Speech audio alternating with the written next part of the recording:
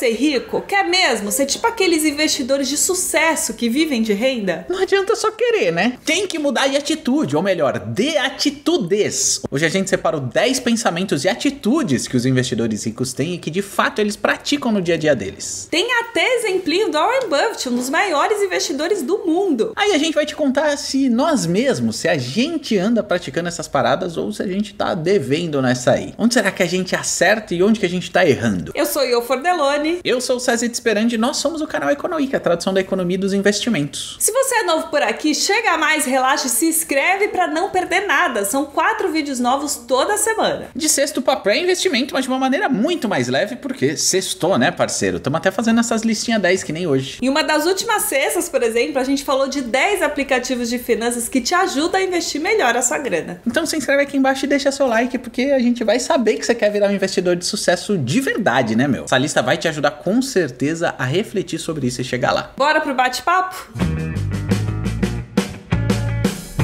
E aí, investidor, tranquilo? O ano definitivamente já começou, mas ainda dá tempo da gente refletir o que quer mudar, onde que a gente quer chegar. Sabe, tipo, resolução de ano novo? Como o papo aqui é grana, vamos falar sobre atitudes que a gente percebe que acabam levando os investidores muito mais longe. Partiu para a listinha top 10 pensamentos dos investidores mais ricos do mundo. O primeiro pensamento aqui é viver como se não tivesse dinheiro nenhum no banco. As pessoas ricas vivem com o que elas ganham de fato no mês. Não é que ter uma grana guardada não te traga paz, tranquilidade, se acontecer alguma coisa você vai poder contar com aquele dinheiro, mas os investidores que têm o pensamento de rico, eles vivem como se eles não tivessem com a grana por lá. Eles não contam com esse dinheiro que está investido, a não ser que aconteça uma emergência que ele precise dessa grana. Eu acho que nesse ponto eu estou bem, Cezita, não tenho sacado meus investimentos. Como é que você tá por aí? Eu sigo isso aí, mas não tão à risca, né? Eu sempre tive um perfil muito econômico, só qual que é o lance? Quando eu era CLT, que eu tinha um salário todo mês, eu vivia com aquela grana, na verdade com menos do que eu ganhava e nunca usava a minha grana dos investimentos. Meus investimentos sempre crescendo um pouquinho. Agora que a gente na CLT tem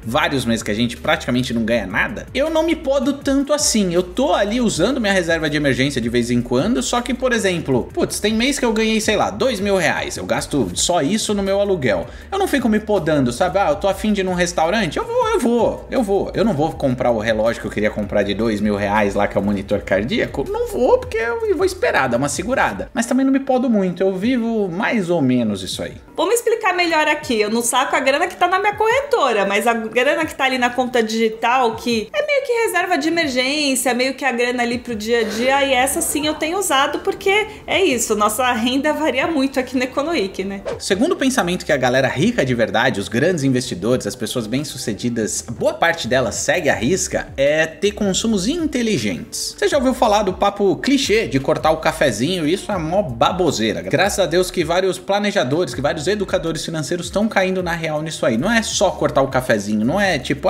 vamos ver o que eu gasto aqui que eu poderia não gastar. Várias coisas a gente poderia não gastar. Só que tem coisas que te trazem satisfação. Se você gosta do cafezinho, que é o meu caso, hoje eu trabalho em casa, eu faço meu café, mas eu sou fresco pra caramba. Eu gosto de comprar grão de café especial, eu mesmo moer, torrar não, esquentar ele pra fazer o café, e não sai tão barato assim. Só que eu sei que tem outras coisas que não são tão importantes pra mim. E aí é isso que eu vou cortar o gasto, que eu vou deixar só pra ocasiões especiais e coisas do tipo. Por exemplo, eu não ligo tanto pra show. O brother meu que mora aqui comigo, ele adora show. Eu não vou em show toda hora, eu vou só quando é um show super legal, uma comemoração do aniversário de alguém ou qualquer coisa assim. Mas um cafezinho, irmão, eu não abro mão. Isso me traz produtividade, coisa do tipo, e eu adoro. Então, é um consumo inteligente. Cara, acho que nessa eu tô contigo. Não que eu tenha os mesmos gastos que você, mas, por exemplo, show eu não ligo muito pra cinema, mas em compensação, eu não economizo tanto assim em comida de fim de semana, porque, tipo, muitas vezes eu fico em casa. Então, cara, se tem que pedir um iFood que é às vezes um pouquinho mais caro, eu peço mesmo, sabe? É a única diversão que eu tenho na semana, então, por mim, tudo bem, assim, fazer essa troca. Mas tendo a consciência que eu estou abrindo mão de outras coisas que eu poderia estar fazendo. Cara, a gente tá abrindo o coração aqui de erros e acertos que a gente tem. Vai deixando aqui nos comentários quais são as atitudes que você tem que você não gosta muito e quais você quer melhorar. Bora trocar essa ideia. Terceira atitude aqui de investidor rico é que eles compram tempo e não coisas. Ainda falando de consumo, outro dia eu tava lendo um livro, eu até comentei ali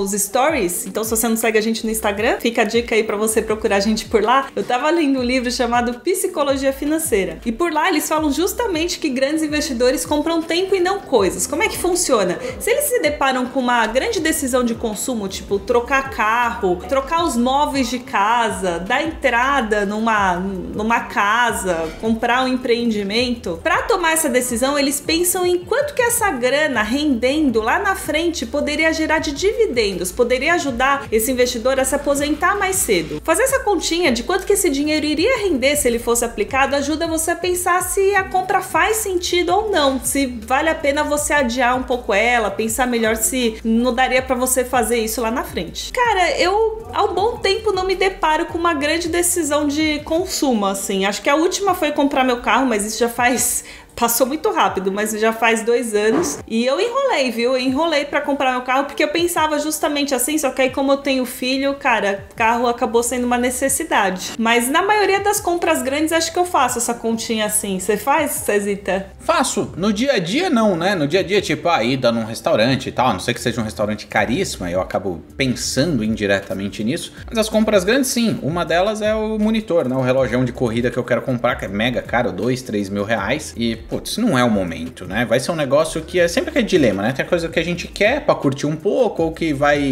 não deixa de ser uma espécie de investimento, mas tem que tomar cuidado com isso aí, né? Que, tipo, é investimento na minha saúde e tal, etc. Mas isso pode virar uma ilusão. Mas é um raciocínio interessante, porque eu acho que se eu pensasse mais nisso, eu ia gastar menos com algumas coisinhas que eu acabo gastando. Legal, vou botar isso no dia a dia. Quarto pensamento que a galera que realmente ficou rica já botou em prática faz tempo é substituir a renda ativa pela renda passiva. A renda ativa é aquela que você tem que trabalhar, tem que despender suas horas ali para ganhar dinheiro. A renda passiva não. Você já trabalhou, botou o dinheiro para trabalhar a seu favor e ele gera renda para você. Qual que é o lance? A galera que é rica, os grandes investidores, eles sabem que a gente tem uma limitação muito clara na nossa vida, que é o tempo é escasso, né? A gente nem consegue trabalhar para sempre porque a nossa produtividade vai caindo e dentro do mesmo dia não dá pra gente trabalhar 24 horas. Passou das 8 horas, meu amigo, você já começa a trabalhar muito mal. Talvez fosse melhor você descansar e recuperar no próximo dia para vir muito melhor. Então qual que é o lance? Como a gente sabe que as horas no dia são limitadas, que a nossa energia vai cair conforme a gente vai envelhecendo, você tem que fazer os seus investimentos, que é o que a gente ensina aqui no Econoweek, para que a grana comece a trabalhar para você, para que você tenha renda de outras fontes que não seja só o seu salário, saca? Que não seja o suor da sua testa pingando ali, transformando isso em dinheirinho na sua conta. Tem que ser o dinheiro suando para você e gerando mais dinheiro ainda. Cara, nesse ponto eu acho que a Econoweek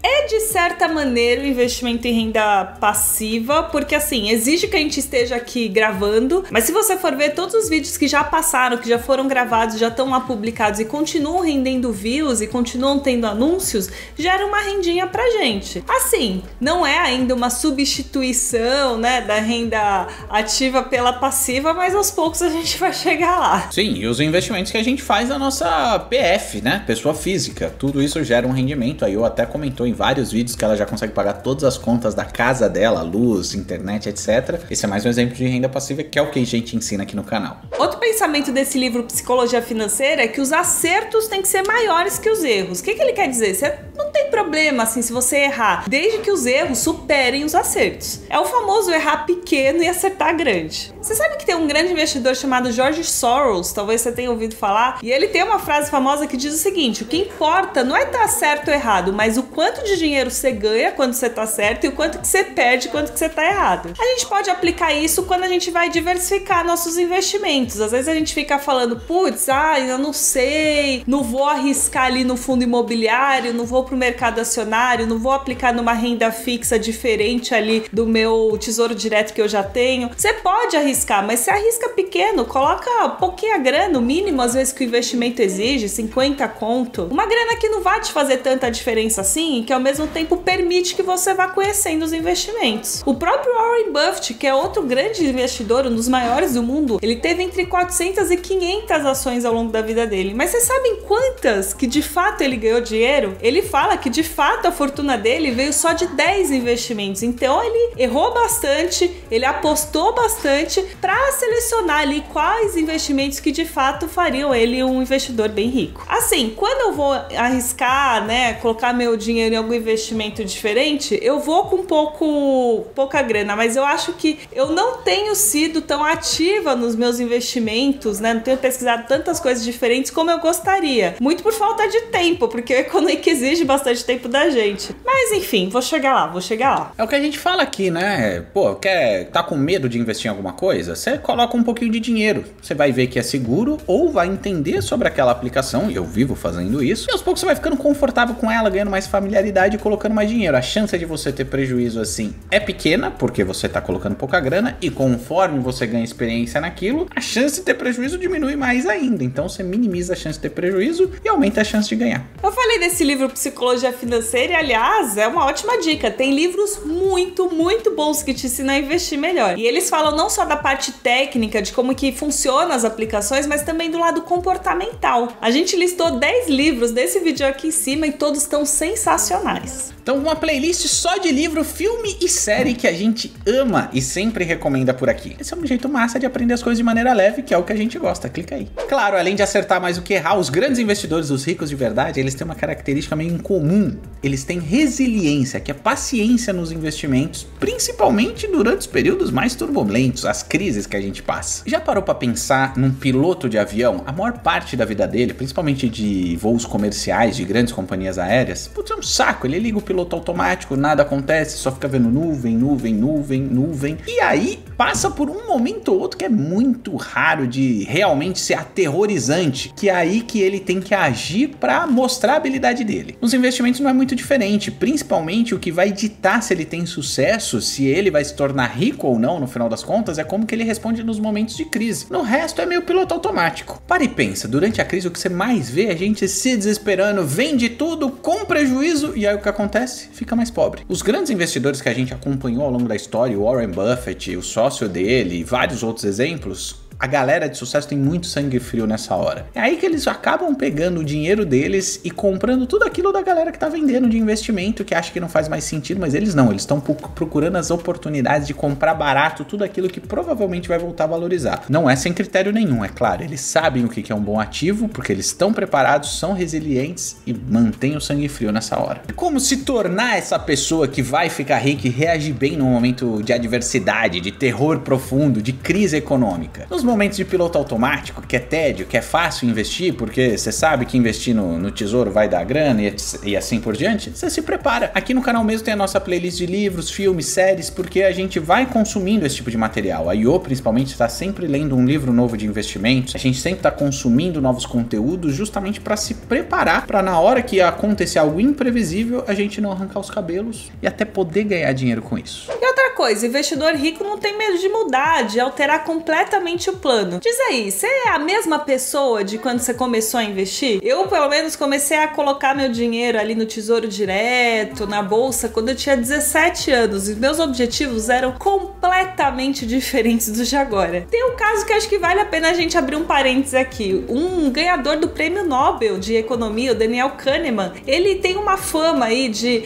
a equipe dele, né, escreve muitos artigos científicos para as revistas famosas do mundo e tal. E ele tem a fama de receber a pesquisa da equipe e praticamente reescrever o artigo do zero antes dele ser publicado. Parece até que foi outra pesquisa que ele fez. E aí o que ele fala é que não existe custo irrecuperável. Tudo você tem que repensar se aquilo ainda faz sentido. E nos investimentos também é assim, né? Quando eu comecei a investir, eu pensava que, sei lá, com os meus 25 anos, 30 anos eu ia comprar uma casa. Hoje eu invisto já para outros objetivos, para tentar viver de renda, para tentar ter um patrimônio mais legal para minha aposentadoria. Não tenha medo de começar do zero ou mesmo de sair de algum investimento que não faz mais sentido a depender de qual momento aí da sua vida. Putz, eu confesso que eu tenho uma resistência a sair de algum investimento, sabe? Sempre que alguma coisa tá indo mal, eu fico olhando e falo, nossa, mas será que mudou tanto assim mesmo? Ou ele vai voltar a recuperar e eu tendo a deixar minha grana ali? Eu preciso reformular mais as minhas estratégias de investimento, não muito mais, mas ter mais facilidade de tirar a grana do lugar e botar no outro em vez de ficar esperando muito mais tempo. Mas lógico, né? Ao longo da vida eu mudei muito meu perfil de investidor, mudei muito meus objetivos. Antes eu queria um carro, hoje nem carro eu tenho. Antes eu queria uma casa, agora eu quero um motorhome. Então os nossos investimentos, a nossa estratégia tem que se adaptar a isso, e é isso aí que você falou, Will. Oitava característica de todo investidor que já ficou rico é que eles investem como se estivesse pagando um boleto de um plano de saúde, de uma conta de luz, ou seja, é todo mês. É claro que nem sempre isso é possível, porque a gente aqui no Economy, que vivemos falando disso, a nossa receita muda muito. Tem mês que, por exemplo, o último mês a gente ganhou menos do que todo mundo que trabalha com a gente. Tem mês que a gente nem ganha nada. Tem mês que a gente estoura e vê uma puta grana, sai pra jantar e investe bastante. Mas qual que é o segredo? Tudo bem, num mês não ganhou nada, é óbvio que você não vai investir. Num mês ganhou pouquinho, paga tudo que é obrigatório, que é inadiável, e já investe em seguida, religiosamente. A constância, cara, faz muita diferença. É aquele exemplo da planilha bola de neve que a gente sempre mostra aqui no canal. É isso aí, a gente anda vivendo um mês como rico, outra como mendigo, né?